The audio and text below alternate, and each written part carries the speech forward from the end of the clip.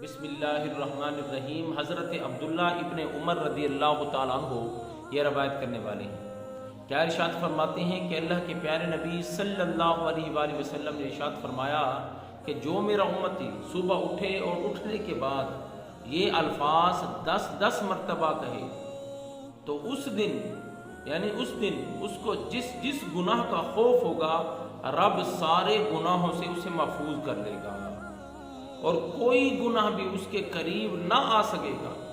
صحابی کھڑے ہوئے عرض کی یا رسول اللہ صلی اللہ علیہ وآلہ وسلم وہ الفاظ کون سے ہیں کہ جن کی اتنی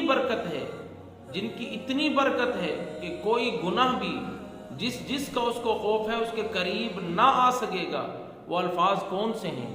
آپ نے اپنی زبان مبارک طیب طاہر سے وہ الفاظ دہرائے۔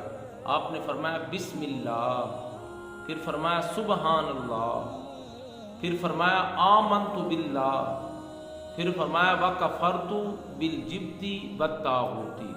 آپ نے فرمایا یہ الفاظ 10 مرتبہ وہ اٹھنے کے بعد دہرا لے، بسم اللہ، سبحان اللہ، آمنت باللہ، وکفرت بالجبت والطاغوت۔